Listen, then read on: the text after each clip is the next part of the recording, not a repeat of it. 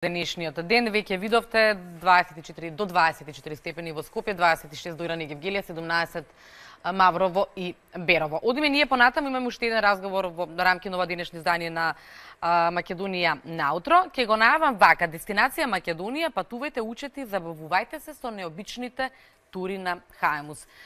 Верувам дека веќе претпоставувате која е наша гостинка ова утро тука во студиото 3 на Македонската телевизија. Вистинскиот човек кога станува збор за овие тури. Добро утро, велам за Василка Димитровска. Добро ни дојдовте. Да, добро утро, Дијана, добро утро на сите гледачи на Македонската телевизија. Сега сме вака во еден инаков амбиент од минатиот пат кога гостував. Да, благодарам за најавата. Навистина, она што ние го спремивме како Хаемус за месец октомври, или си го нарековме, ете така, месец на промоција на културното наследство, се повеќе настани, 5-6 настани, од кои што одвоивме една мала групација. Тоа се 3 тури едукативни кои што ќе се случуваат на различни локации во Скопје и низ државата. И мислам дека ќе бидат многу интересни за граѓаните. Да појаснам нели за што се работи. Прво да го појаснам терминот дестинација Македонија. Тоа е една голема кампања во која што се вклучи Хаемус, која е исклучиво наменета за патување на домашните туристи во Македонија. И во рамките на таа кампања ние се вклучивме со 3 тури кои што ќе ги организираме почнувајќи сега од недела на 14 октомври, едукативна тура низ отоманското наследство на Скопје, на 21 октомври едукативна тура низ палатите на Старо Скопје и на 28 октомври едукативна тура по трагите на античките римјани. Секогаш кога организирате тури, тие се толку необични, никаде на друго место не може да се најде.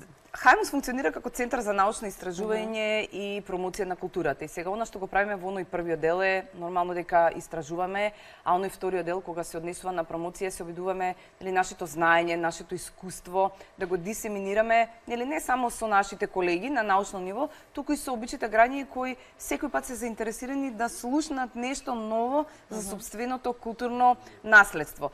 И од таа причина еднаш годишно, еднаш на 2 години организираме вака необични некои тури, ние не сме туристичка агенција, ние сме граѓански сектор и се обидуваме на овој начин да бидеме една врска помеѓу институциите и помеѓу самите граѓани. Верувајте дека фидбекот е многу голем.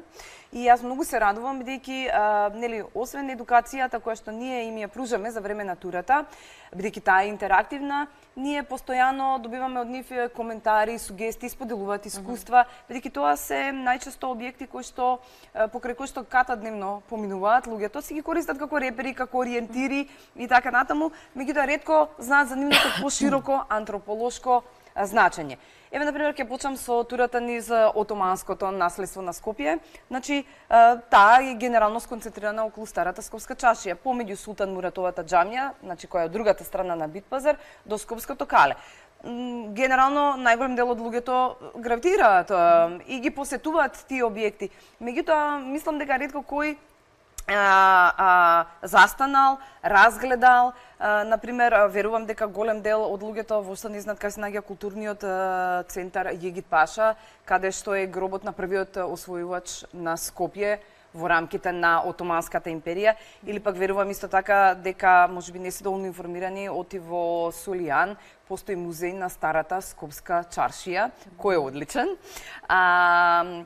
Потоа, да кажеме, имаме еве така можеби ексклузивна можност за која би сакала да заблагодарам на турскиот културен центар Юнус Емре, кој што на наше барање во рамките на оваа тура ќе го отвори Куршумлијан, тој генерално е затворен како објект. Тие најчесто менаџираат со него и едноставно им упативме барање, на нив многу им се допадна, начинот на кој што ние ги менаџираме и ги водиме настаните и се согласија да ни бидат еден вид на партнери.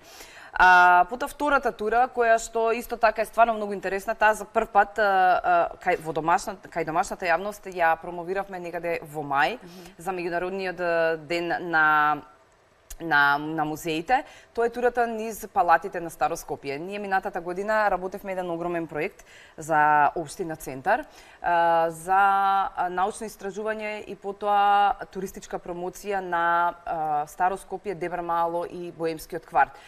Влеговме во сите архиви, во многу библиотеки и на крајот извлековме околу 700 страници материјал, од кои што и денеска црпиме инспирации, како фоллоуап настанаа неколку проекти, меѓу кои што и еве гледаме некои од да, на пример оваа палата се наоѓа на Боемска 2, начесто луѓето одат во кафани, ма ретко кој ја приметува.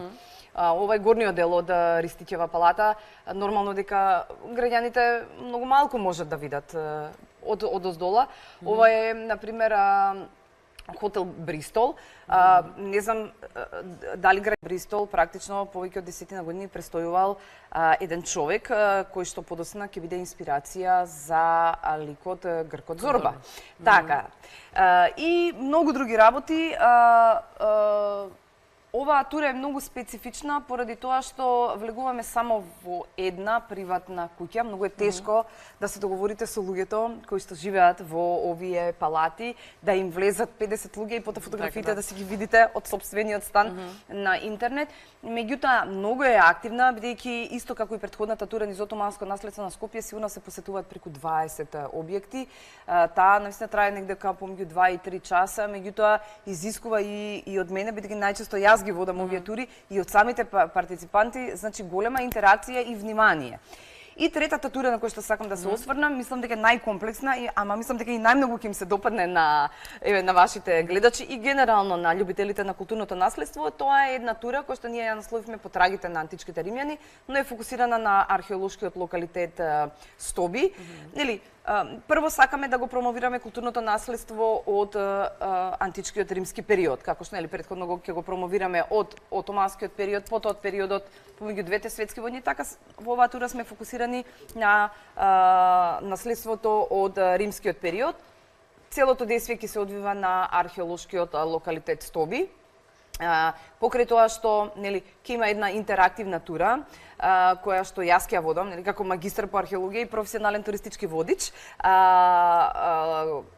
Партиципантите кои што ќе дојдат на оваа тура ќе имаат шанса да пробаат римско вино Мусум и да облечат еден од 12 антички римски костюми кои што ние ги имаме во нашиот фундус. Да појаснам нели за гледачите, во рамките на Хајмус имаме специјална програма наречена Скупини романи, граѓаните на римскиот град Скупи, со која што сме правеле дури и фестивали, не само помали настани.